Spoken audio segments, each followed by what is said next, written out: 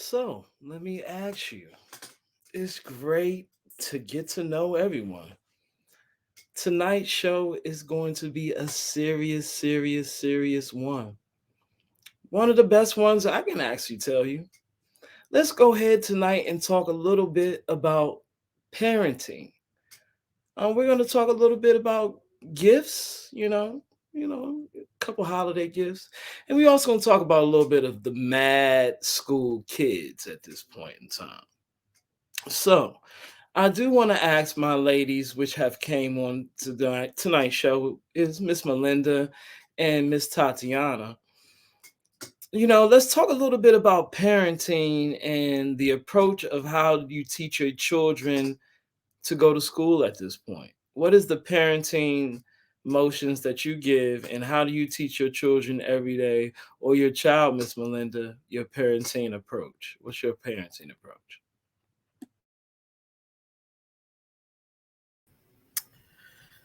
Well, I think, a lot depends on the child. So for my child, he's pretty compliant. I would even say maybe over compliant. So I actually teach him to think for himself and to think critically and evaluate things that are being told to him, because I do think that we have environments in schools these days that require that. You can't just blindly trust what somebody is saying. So I want him to use his best judgment to, of course, apply himself. Um, and, in the environment we're in now with the requirements for the COVID and uh, related things, he has to just be very, very aware of what he's being asked to do and be very communicative with me, which I think is always very important for a parent to have a level of trust with their child, that they can speak about anything or feel comfortable or feel like definitely when something is not quite right in their reasoning, that they can share it and work through it with the parent. So that's pretty much it. He luckily goes to a place where the school is very much about kind of conducting yourself well. And so that is also a part of it. But for me, that whole concept of conducting yourself well and being an independent thinker and not like losing your individuality and your brilliance, and that balance is important for me in raising a child and children. Okay. So, Miss Tatiana, I would like to ask the different side of this spectrum. How do you think parents are talking to their children in a school setting? Um, so this is like one of those like catch-22 questions. I don't really, not as a general statement. I won't say they're single parents, because I know a lot of parents that are doing it. It's just a lot more who aren't teaching their children the social skills that they need to not just like get through school, but even to get through life. They don't have those conversations about, how you're supposed to speak to an adult. Like, let me give you an example. Like when I was younger, there's no way that you would talk to anybody that was a elder to you without saying Miss or Mister in front of them. It was unheard of. Like kids try that now and they were like, what are you doing? So it's just even small things. um I respect the parents that do so much and they do talk to teachers and make sure that their child is being respectful even to themselves, and about what they wear to school and what they wear, and how people perceive it when they wear it. And it's difficult working in a setting where people's home views don't match up with what we have basic social, cues that you got. Um, I spend a lot of time trying to get children to understand that, because even though like what you learn in your curriculum is important, it's important to be able to socially go out, speak to people, because sometimes that's more than what you know. Like, you'll literally lose a job because they don't like your attitude, but not because you're qualified. And it's becoming something that, like, I believe some parents is like, oh, you're supposed to teach that at school. Everything is becoming something you're supposed to teach at school, when it starts at home and then it's reinforced at school in that way. So being an educator is extremely hard because you have these kids for almost a third, if not more, of their time, and people don't think that way about what you're doing for the children. So, like, that's kind of my take on when we're there. But I still try to push that for them, because I want them to be successful, and those are the things that will help go along with their education. Well, it plays an important role of different ethnicities forming into a school setting, but um, that's actually the benefit and also the give and take of this conversation, because when you're talking to two different ethnic groups and different sizes of schools, that comes into a different play and a different perspective of how you talk about kids and how they treat other people. So just given the norm of seeing which kid is doing what and how other kids are going to follow other kids, my philosophy on what are you actually teaching other kids, I do want to go straight into, the school shooting thing, because what happens in these school systems, I'm not understanding how these parents are talking to children that they will bring these weapons into school and provide an endangerment that kids are not feeling safe just by going to school. So, I mean, if you really want me to be honest to you, back in the 90s where I went to school, we had the first school shooting that really wasn't talked about. In the first school shooting, we lost a brother that basically had a 4.14 grade point average throughout high school, and he got shot in the back over somebody stealing coats. You know what I mean?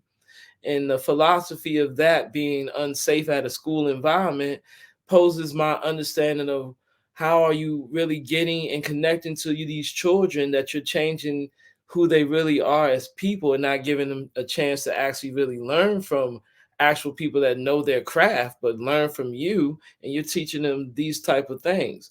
So what is the battle with this? What is the understanding of a parenting? And I remember, I'm going to say this, and I'm only going to say this no more than once. I think the parents should definitely suffer for how the child was brought up. Is that should happen in the everyday life. Like if you're raising them to not be respectful, give them a chance to really, learn from other adults that know their craft. I think the parents should be suffering from that. Maybe they should go back to school with the child, or something has to change. So what do you think about this, Miss Melinda? What is your take on me saying that? I think it's complicated. I think it's very interesting. I live in the what most impoverished ward of DC, um, and so you get into this conversation around, for example, truancy, right? Because parents have been there are laws passed that hold parents accountable for truancy, and so you have that, and what is reasonable to hold a parent accountable for and what's not. I think if you talk about the school shooting that recently happened, it's undoubtable that um, you're purchasing a firearm for a minor, very minor person, and they are texting you about committing murder. The school is seeing evidence of it, and you're making light of it, saying just don't get caught the next time. You're posting pictures saying the new toy and look at my, whatever. That's undoubtable that you are culpable in that situation. Um, and I think that is super reasonable, because if there, as a person who uh, has a license to carry a concealed weapon in a place where it's very, very, very, very, very difficult to get, and really effective, not even effective, because there's so many rules around where you can't carry anyway. Um, I agree with the fact that the onus is on you and the accountability and responsibility is on you to protect that um, any minor from getting hurt themselves or hurting others with something that has been bestowed upon you as an adult as a right and as a option. So it kind of depends, right?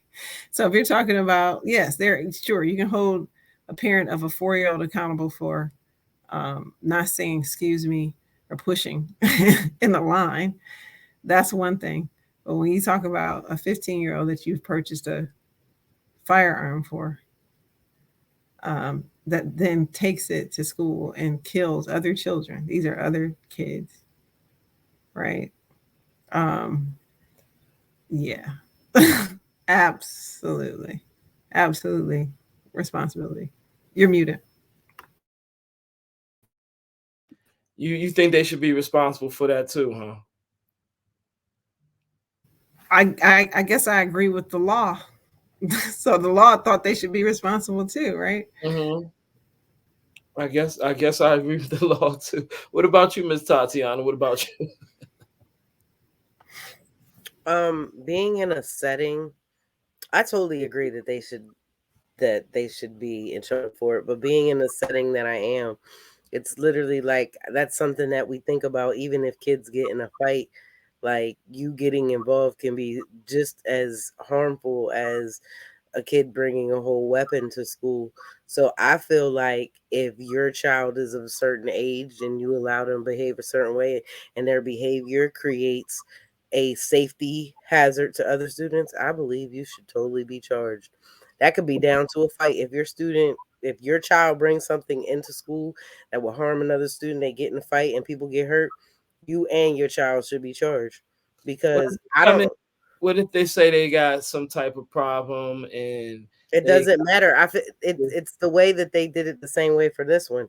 You knew about it. You were aware of the situation. That makes you at fault. It is different if they have some problem, but if you've had a previous problem with that and other things, then I'm sorry. Like, what are we doing? Giving chance? Like, you're not giving criminals chances. Oh, you robbed the store. We're just gonna let this one go. The next time you go to the store, we're gonna get you. You know what I mean?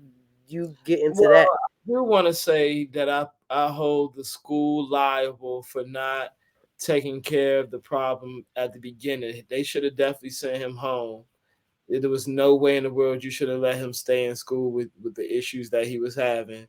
And his parents knew that if he had a weapon on him at school, he should have already been going home with them in the first place. So that particular case should have never happened on two counts where the parents was already at the school, and the other count that the school should have never let him stay. So that's two total wrongs right there. Like we totally wrong with whatever procedures they had going on. Those were totally false procedures that they were using. And since they use those procedures, automatically the school should be not only sued by the family, but also, I'm sorry to say, but the principal might should go too because that was a very bad move. Or whoever the administrator was, that was like the most commonly move that you shouldn't make was that one. And that was just something that just you can't you can't take that back. Like you gave them a chance to do what they wanted to do. I'm sorry, you can't take that back. So I do want to talk about that. And frequently I do want to say it's a common plus that we really need to feel as though that kids are a factor of being changed mentally. Like when we talk about, racism, how would they even know about that unless we tell them? You know what I mean? Unless we give them the aspect of this is a different color to you. Because one thing I have seen in my livelihood of teaching that when they go outside to play, they don't care what type of color you are. You know what I'm saying? They are. They just go out there and they enjoy themselves. How does somehow their interaction of playing and enjoying them just on the swings and going on the merry-go-round and everything, and it doesn't matter who they're around, to you changing their mental and their perspective over who is who and what is what. So that's what I'm trying to figure out. How did we do that in such a fast rate? Like it's like an everyday thing that we just change somebody's perspective over he and she when it should just be either man or woman. There's no, you shouldn't be colorizing.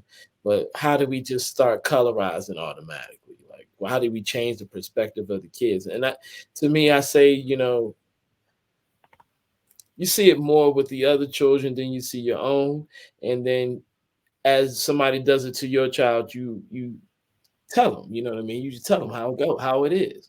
So how do we change that? Miss Melinda, do you understand how I'm trying to, bring it to light? How do we change the perspective of how kids think about racism and ethnicities and different ethnicities?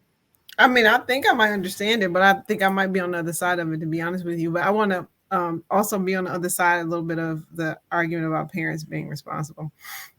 And I'm a type A parent, right? Like I might even be considered a helicopter parent, right? Like I'm always there.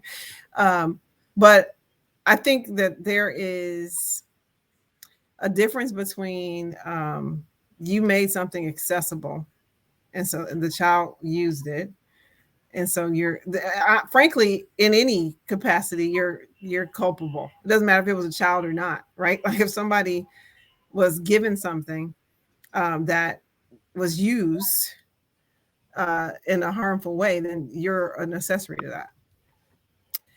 I don't think that it makes a lot of sense to me, though, that once a child is of a certain ability, that their impulsive reaction, and for example, to have a fight or something, that you are held accountable for that.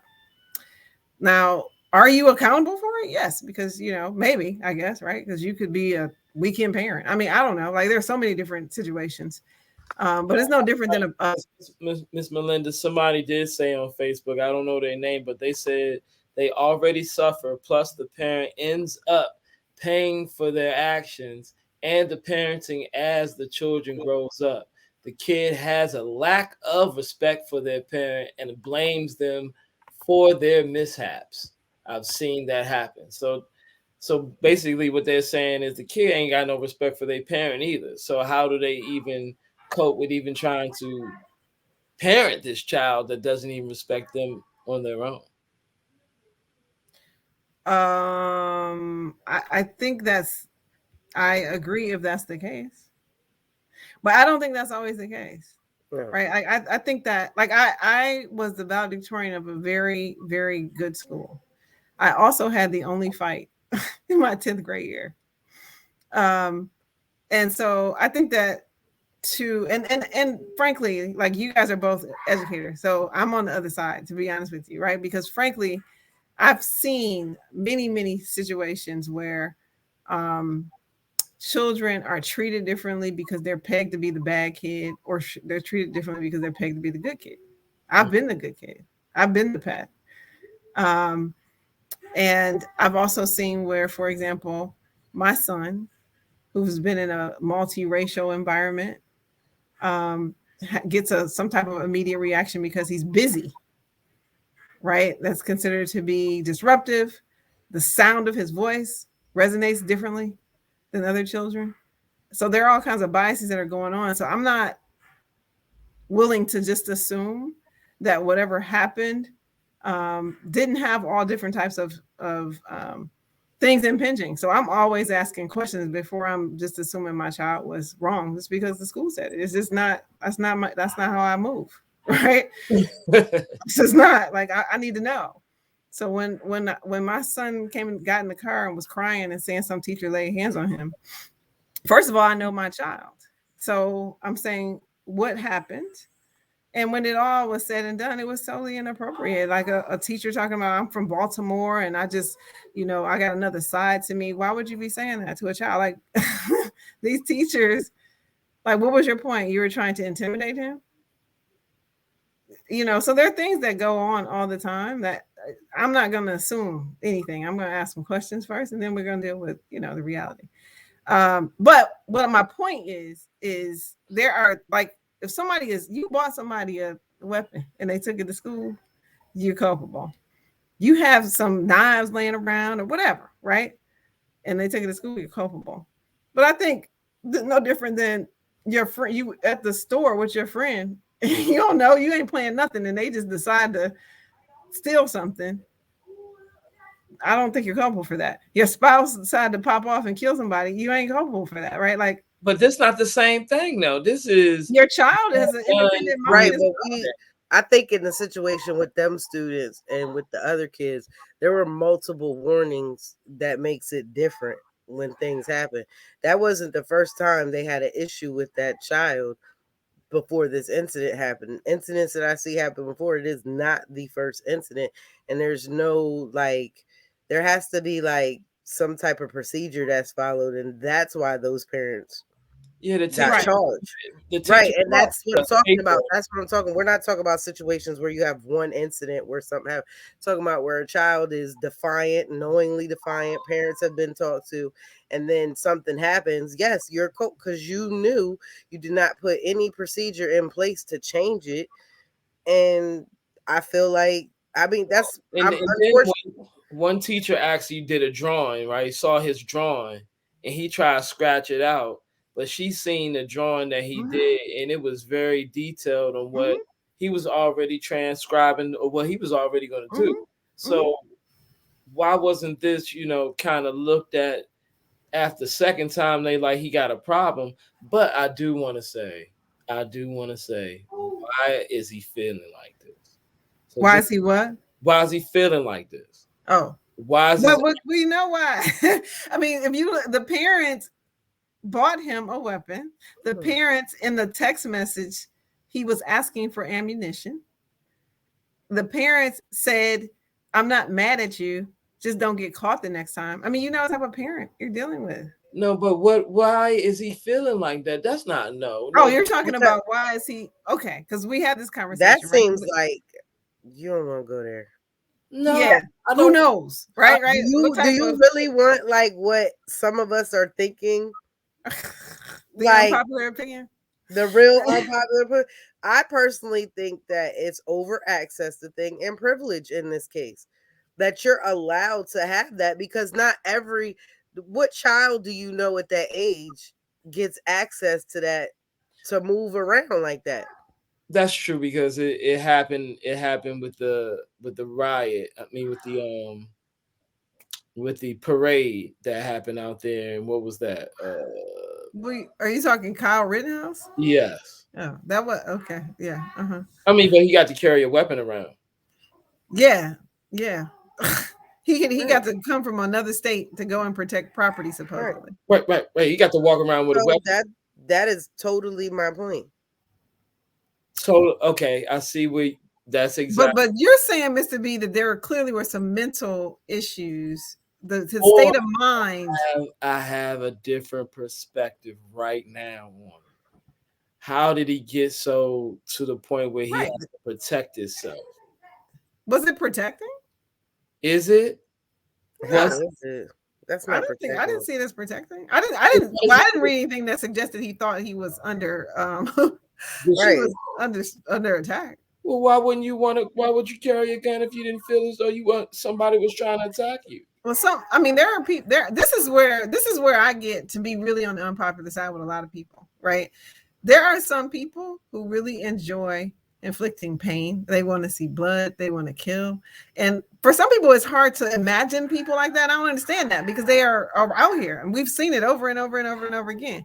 I don't know, but I didn't see where this was like some kid that had been bullied and was like, I can't take it anymore. I didn't see any reference to any of that, which by now I would think that would have come out, frankly.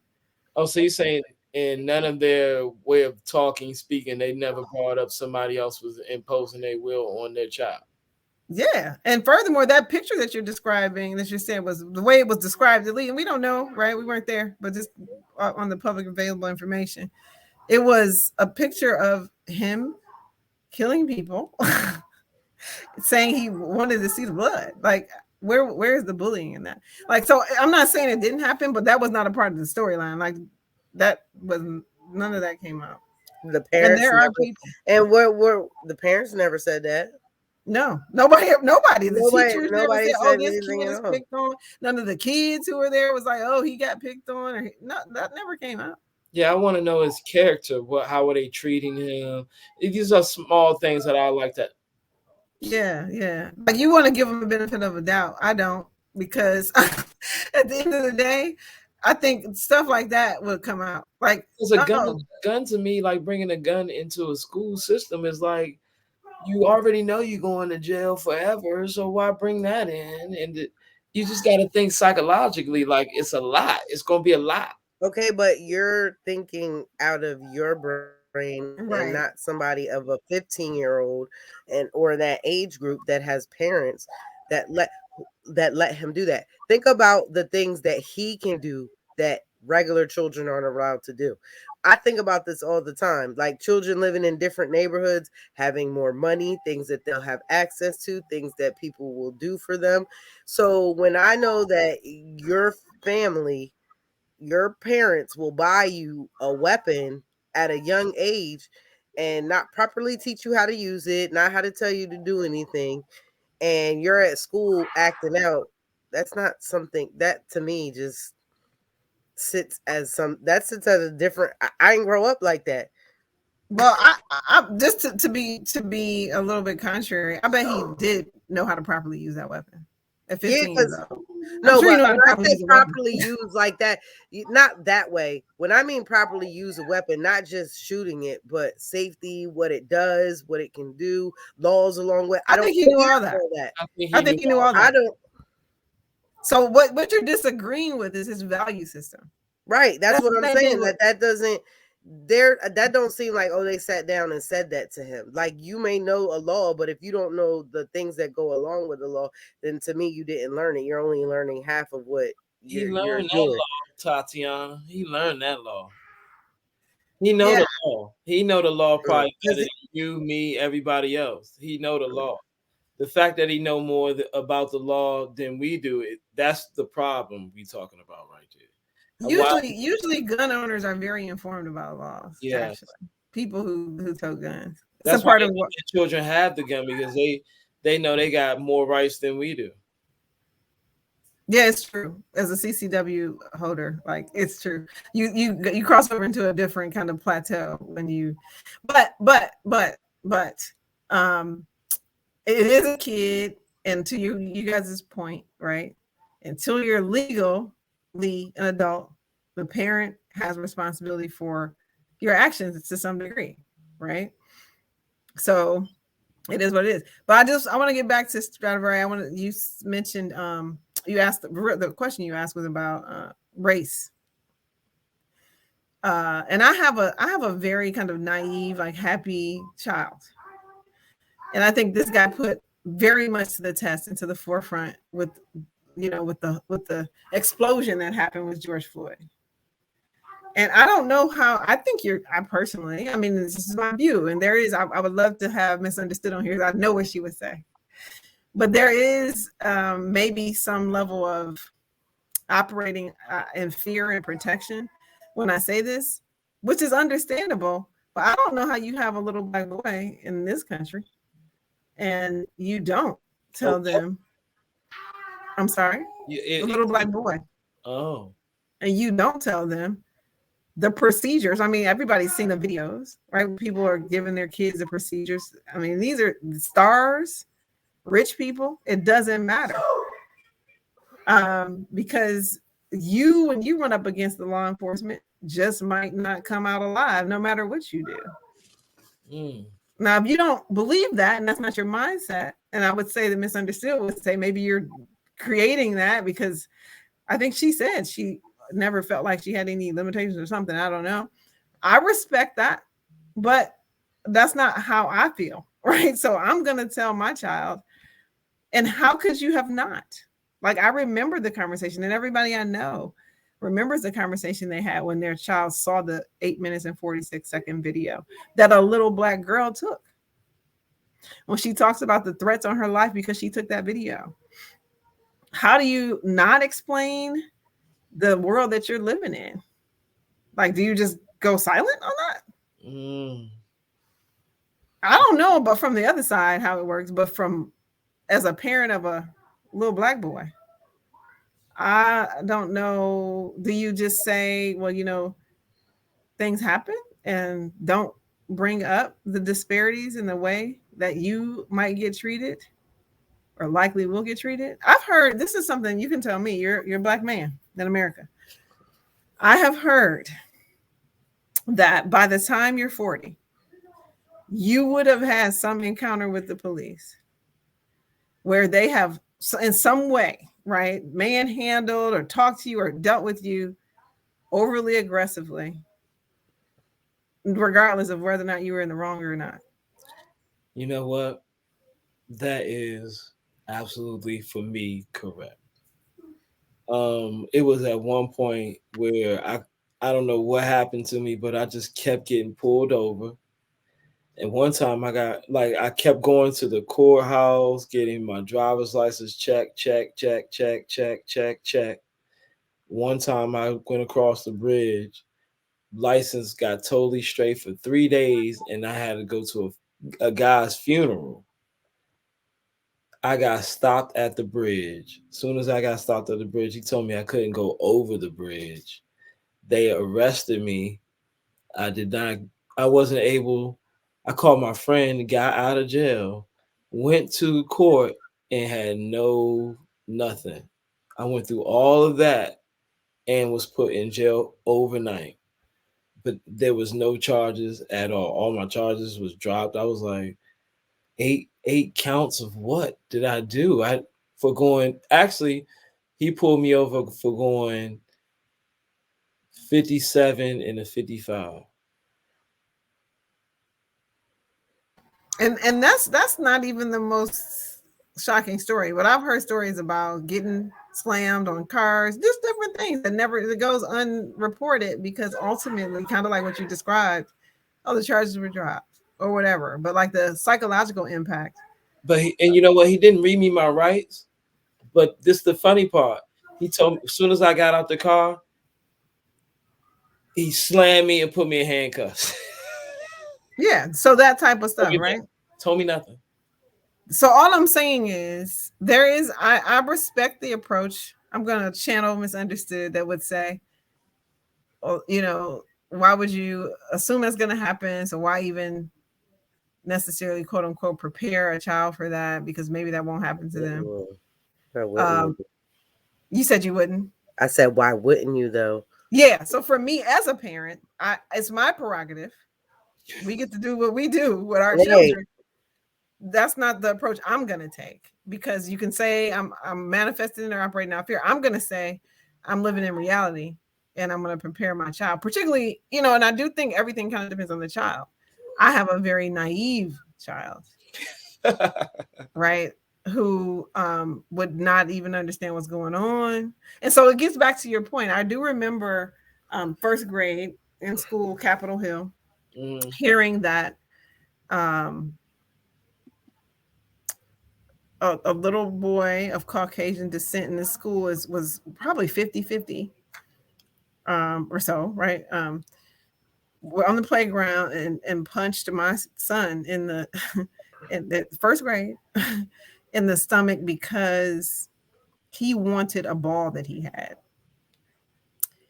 And the mother, I still remember this because I was so angry about it. The mother came up to my 1 year or first grade son and said, "You better stay away from my son," after my son was punched in the stomach. And these were Caucasians. And I remember being so incensed by that. Even though there was a teacher that luckily I knew, who said that, no, trust me, I gathered her.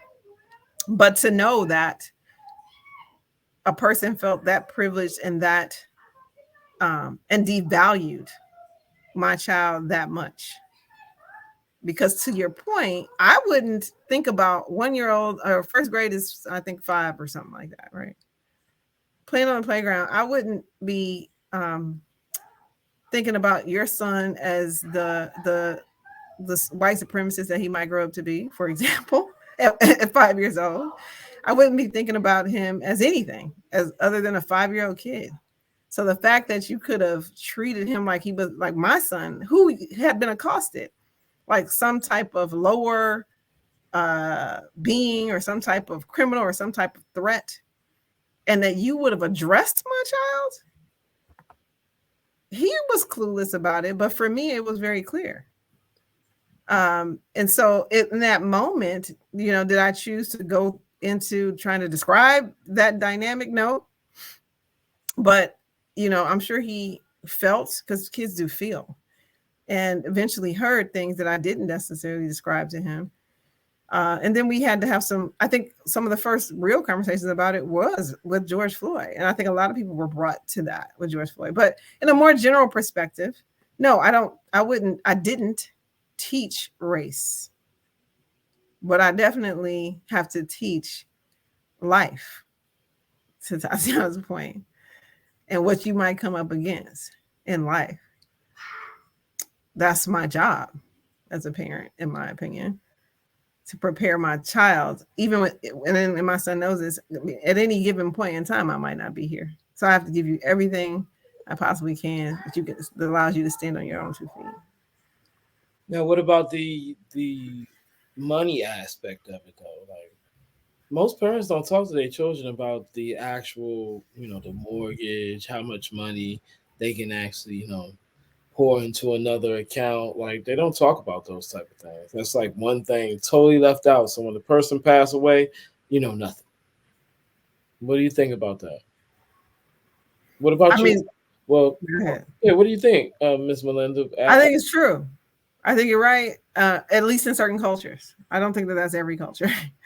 But if we're talking about the typical Black family, not even all Black families, I think that's oftentimes true. But there's been a movement that really has helped me. I was intrigued by Boyd Watkins flashcards early on. Okay. I'm like, yo, I probably could use those, to be honest with you, right? But how cool is that, right? Mm-hmm. We're flashing sight words. We can be flashing financial concepts as well. Wow. So yeah, right? Like, what does it mean to borrow? What does it mean to have loan? What is taxes? Like, that's something that I'm still having a hard time trying to impart. But you better know about what the taxes are, because they everywhere and they don't go nowhere. What they say? The only thing permanent is death and taxes.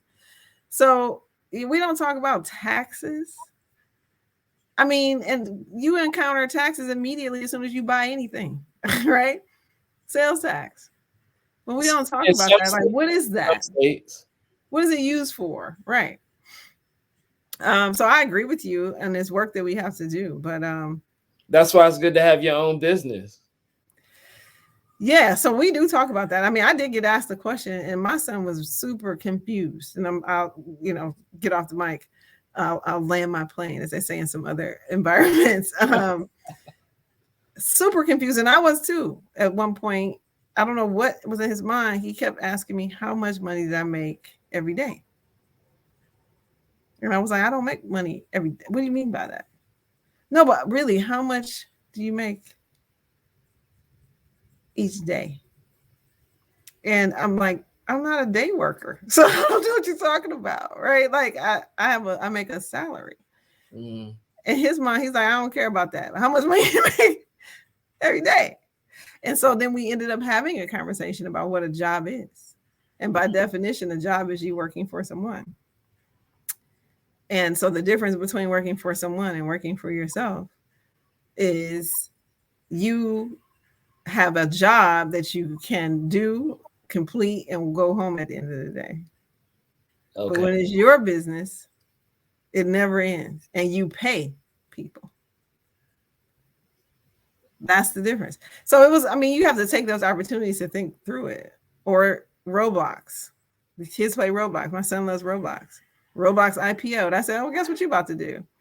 You about to buy a little piece of Roblox. It costs $70. Right? So every now and again, I remind, your Roblox now costs $150.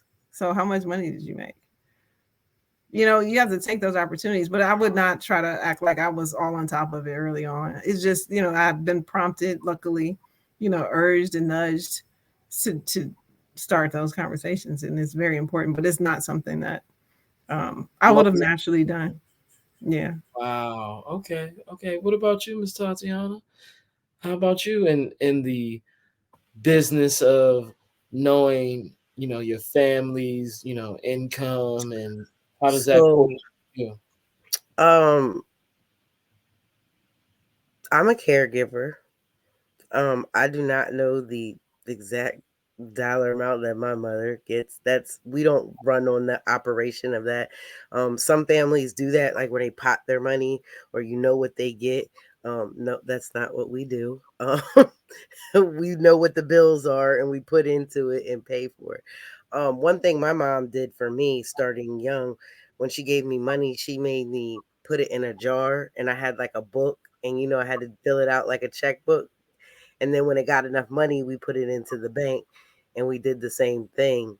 So I have that type of mind frame already in my mindset.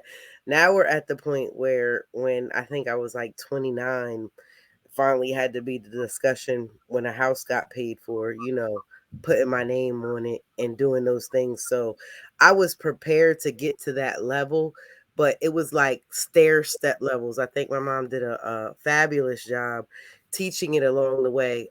My mom, was very cultured with other people, but she also used to do these like examples in life to teach me that I was different and things were going to be different for me. While she was doing that, I actually watched my mom go through being different. So, I got that experience firsthand and was like, okay, well, they look like this and she looks like that, and there's no difference except for these. So, this was it has to be. Um, we had those conversations all through life, but they weren't like sit down and have a hard conversation. They were just little tidbits of information that you just kept doing over and over and over until they, came full circle. So when I think like what Miss Melinda said, where she wasn't as I don't know, she wasn't as consistent with it. She just tried to find open moments. My mom was consistently trying to find open moments to do it. And she taught me that in both sectors. So I am thankful for that. I don't, like I said, I don't have any kids, but I teach junior achievement in the program I have. So I taught those kids that, and it was just amazing to me how much those kids did not um know about money at all. Like I told them, they were like trying to figure out, I was like, don't go home and ask your parents how much money they make, but like find out how much rent is around here and find out how much it costs for a car payment, and maybe you could figure out how much they make and see how much money is. And they didn't realize till they started doing that, you know what I'm saying, like taxes and all that, they didn't realize that. So I think, in my perspective, consistently finding open ways in real life situations are better to teach the kids now, because that's what they're used to. They're used to getting instant gratification with things. And I don't believe trying to teach them any other way is really effective from my point. Now, it may be effective at home for parents, but at school, the rules have to be the same. Consistency is key, going over and over, like almost, I don't know, it's not beating them into their system that this is how it works, showing them what it will be like without just ruining the dreams of that our differences are also special, but also not enough to make us different. Well, see, I really didn't know that I really wanted to go into taxes and understanding the philosophy of how taxes went. I didn't think we was gonna go all the way to the tax form. That's really different. I'm serious. It's really different on telling kids how money really works. You might make a lot. This is how much money you're gonna make, but this is how much taxes they're gonna take off. Like just understanding the aspect. Everything is not really what you really make it. And coming up with your businesses, that's got to be big, to be honest. That's got to be big to you, like bringing a business into the fold of changing the money aspect on how you do your taxes is a very big fold to me. So how do you bring that into perspective, Miss Melinda, when it comes to your taxes and bringing that into your fold? How do you bring that in?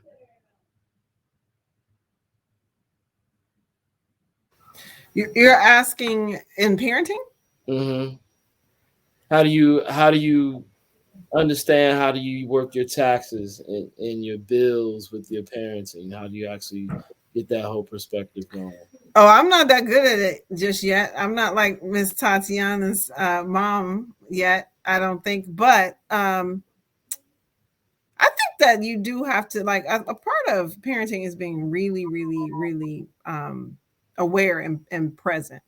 Because a lot of times kids do ask questions, right? They are not maybe asking that direct question, but they're asking something relative to that, and that's when you bring it full fold, or you might have to bring it to them, right? Because they're gonna ask you for some stuff, and so like I introduce things early, like, oh, how much does that cost?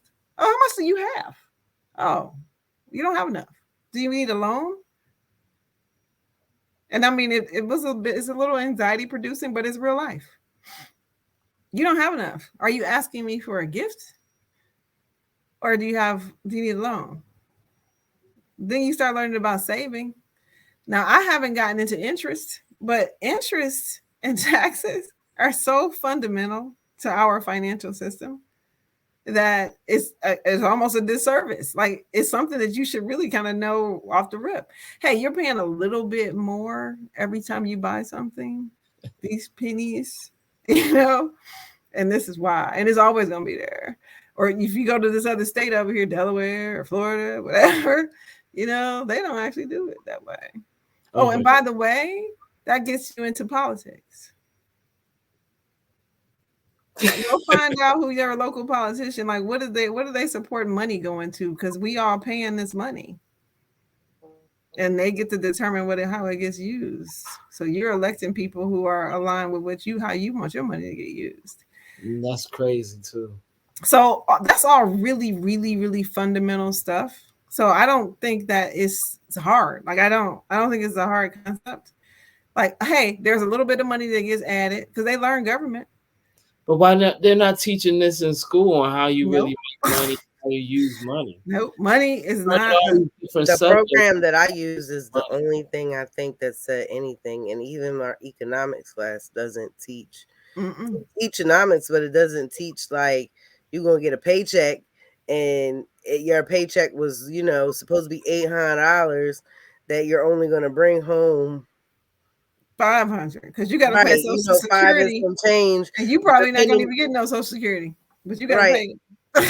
depending on you gotta have to pay your Social Security, like you're gonna have your health and payments, like all of that is things that they don't talk about it, and that was something that I did get to talk about, but some people don't ever talk about it, like in no shape or form. Like credit cards, that's a big deal. A lot of times when people get to college, that's when they learn the hard way because they get credit cards pushed on them, and they don't really understand the concept of that high interest rate and what it does to your credit score to have outstanding credit, right? Um, Mm-hmm. Outstanding debt rather, and even right credit to some extent. Um, I learned the hard way, like everybody else did. I wanted to buy a car and I had no credit, so I was like, "Yo, you had to do that." I wasn't one to get a bunch of credit cards, but I do know a lot of people who did because they're giving them away with T-shirts and stuff, right, on campus. So yeah, like I think all of this it's really not even complicated because it's like everything else in life when you're teaching a child. You don't have to make it all intricate and right, but the simple concept of what a taxes is and how they're I mean, I think they're inextricably tied to politics, honestly. That is literally the argument about conservative versus liberal. Like, what do you do with the citizens' resources? And so my son's school did have a very interesting conversation around are you conservative or liberal, but I don't think it got into money. Okay. Yeah, at a young, I mean, they actually literally made kind of mask a case around access to games, like things that they care about, the difference between the Xbox and the PlayStation and who wants what. Like it was pretty interesting and broke that down into like, do you think everybody should be able to decide or only the people who pay money into it? Like literally. Oh wow. Yeah. So I think but they never broke down the aspect of the money and how you use it and what's no. it take to I've never seen that be done, right? Like Tatiana said, I've never seen that wasn't taught. That's not taught. it's not taught to what does it take to hold it, keep it, maintain it in a school Right, system. but yeah, there's no basic. I feel like not even going that. There's no basic fundamentals of what you're expected to do when you get out of school. Like for some reason, the kids magically think that everything is like a one-time price deal or something. Like when I explained, like we was in a class and we was like, bills come every month at the same time every month, and they want their money. Your rent. I was like, they were like, oh, I pay the bills at my house. What are bills? Like this young man actually thought like giving his mom money for laundry and like groceries and everything. I'm like, no, son, those are necessities. Those aren't even bills. Like he didn't even understand what a bill was. Like I'm like, no, a bill is something that comes every month for something that you use monthly. What does your mom use monthly? And he's like, the washer. I'm like, no, the electricity that runs the washer. Like he wasn't understanding so they don't even understand the difference between bills, your necessities, and then your extras are like three different bills that you pay every month. But they're Wow. not bills. They're called three different things. He was thought that it was all bills. And I'm like, what are we setting you up for? Mind you, I want to tell you how this is an eighth grader. And I'm like, oh my Lord, you go out in the world in like 3-4 years. Is this like, I start like grabbing my hands and go, oh my God, like you need find out how much rent is, just find out how much electricity costs to run in one place. Like they're not understanding like at 18 years old that if their parents put them out or they had to go get a job to get a place, that there's no job that they would be able to get with a high school Uh-oh, what diploma that would happened? be able to get everything that they need.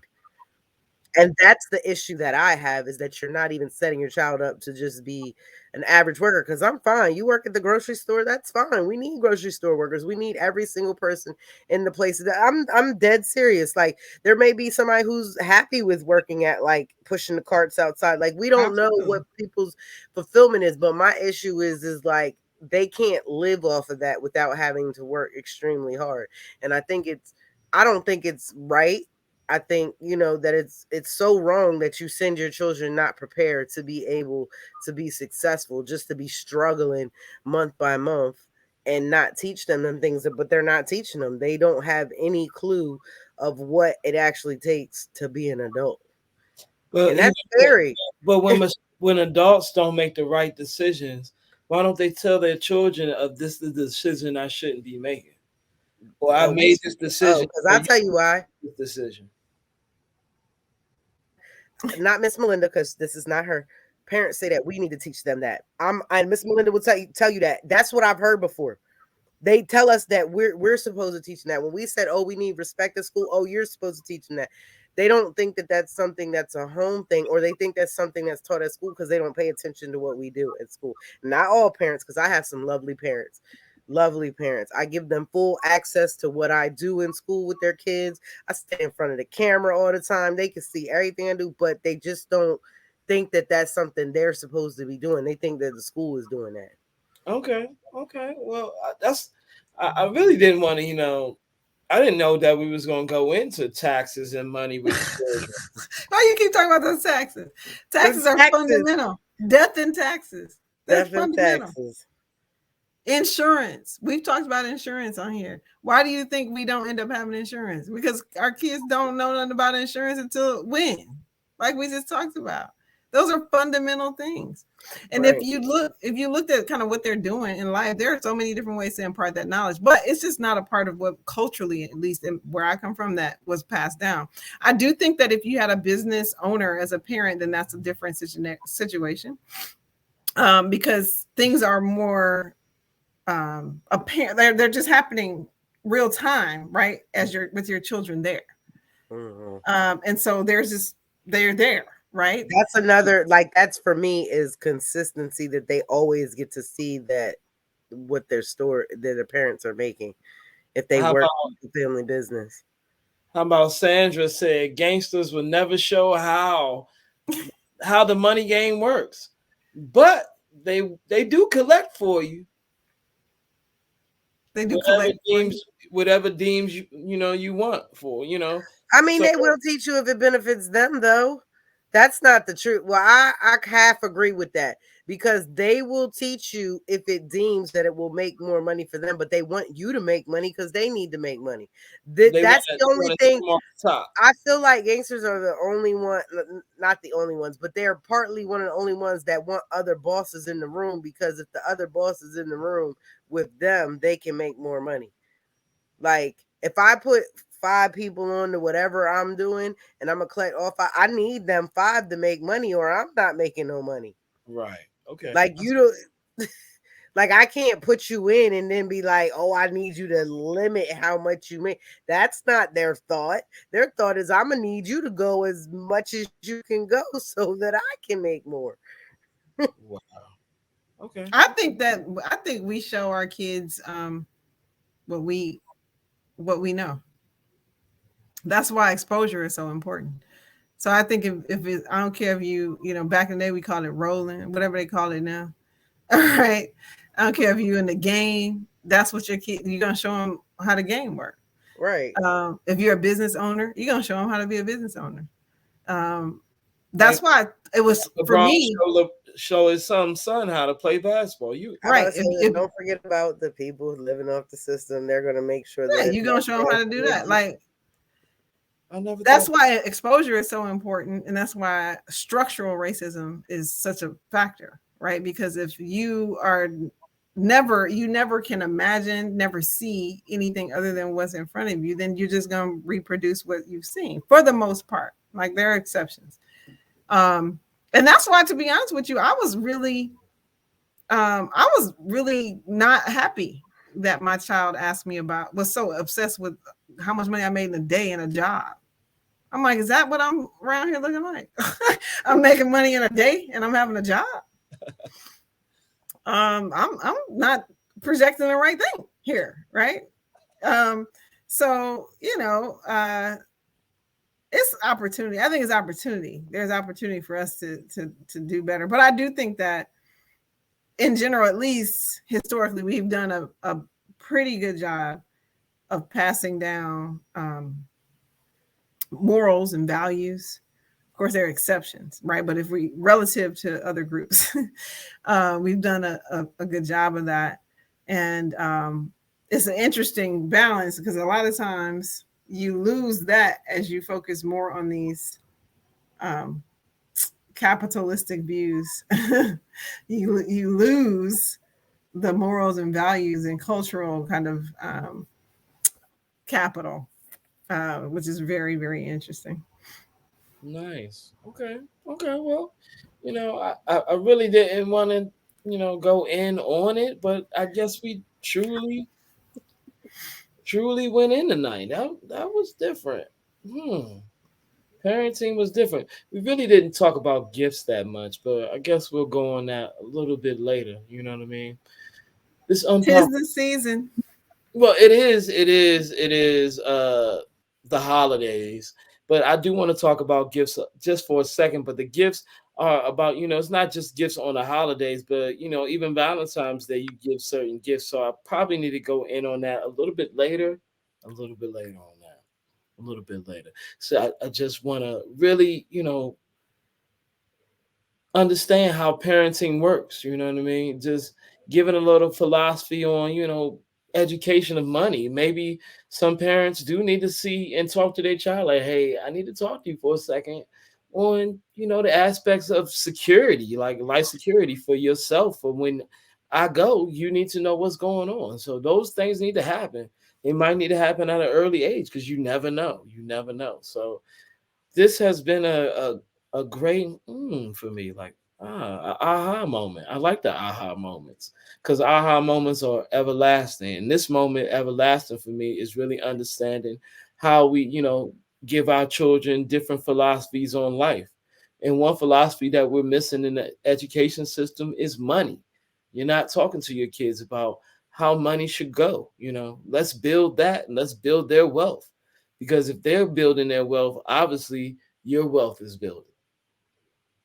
I never thought about, building off of what you see every day. LeBron is making his child an NBA player. Let's all make our children the NBA. If you didn't make it to the NBA, get them there. Is what I'm saying. It's time for that. So if your chance didn't come, give them the opportunity because now it's their turn. So, I don't want to go too hard on my parenting moment. So at this point, ladies, please give them a little bit taste of entrepreneurs and your businesses. How about you, Miss Tatiana? I am the owner of Amore Blue. I make jewelry, waist beads, body glam. I'm also an art creator and an art preserver. I also am a seamstress. Everything that I make is one of a kind, specialty made. I have a lot of projects coming out and new pieces. I have a line that's within that is sports inspired. So you can check me out on Facebook, Instagram, and Etsy. Amore Blue, AMORBLUE.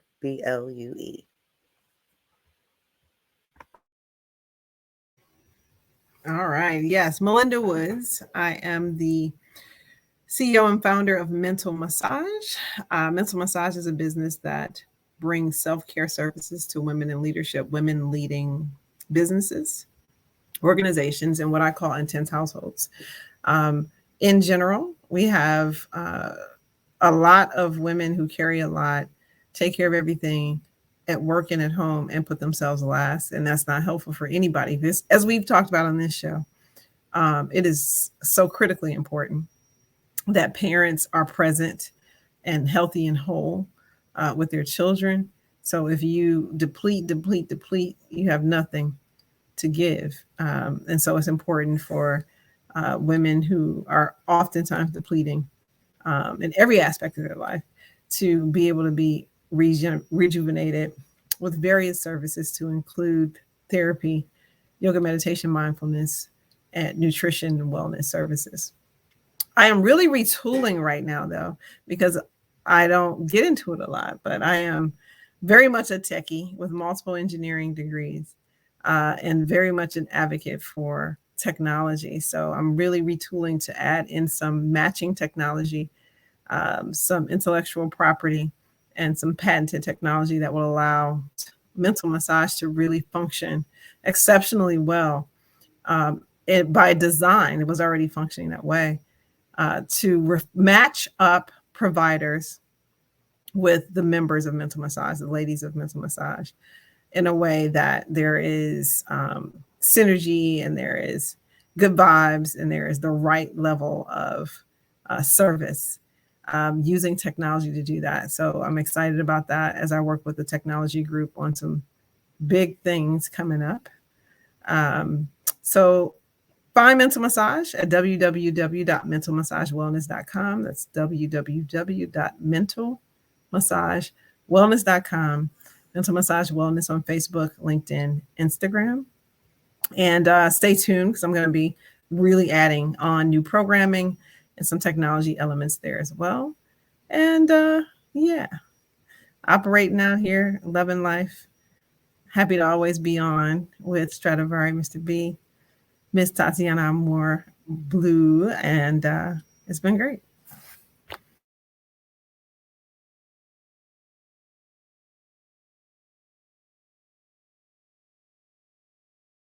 I am glad you said that today. I am Stradivari, Mr. B. I have a virtual music business. I also do in-house music. I teach all of the instruments, all of the ages from five, I guess from three all the way to 78. My oldest student was 89. I think she was 89. I think she's 80, she's 90 now. The best part about me is the philosophy of giving, and my best gift is to give myself. I came out with two books. This is one book, Artista Stradivari Treble Clef Music Horn, and my other book is the Birds, Butterflies, and Buds drawing books. They are drawing books. So I just want to give you a little aspect about me. This is the ATS TV, and it's one great aspect about Antonio T. Smith Jr. He talks about, know yourself, better yourself, and I believe in that. I believe you govern yourself accordingly. You should build yourself off of your businesses and grow. If you need, some financial wealth or some financial gain, you can come onto the ATS, contact anybody on this TV show or, just hit me up. But it's to build your self care and build your self wealth and to build you, understand you. Our opinions are our opinions. We do have an opinion. And the best opinion is coming from the people who actually know. That's always a good thing. I'm an educator and Miss Melinda's a parent and Miss Tatiana's an educator. So I think both sides, I'm also a parent. I think both sides of the aspect grow with knowing, what you can do within your child and giving them the same things that you're giving yourself, knowledge. So let's give them some knowledge. Like, stop wasting time. Gaming is one thing that, the ATS is great for, TV and production and podcasting and actual speaking. But for us, we're about family. This is my family. The people that I'm bringing to you are family. So I enjoy them. And I'd like to say, this is an unpopular opinion, but it's been a great show just knowing and picking your brains, ladies. So, as I say, this is the unpopular opinion. Have a great one. I'm not even going to, do my music tonight. Y'all have a good one, Have a great one.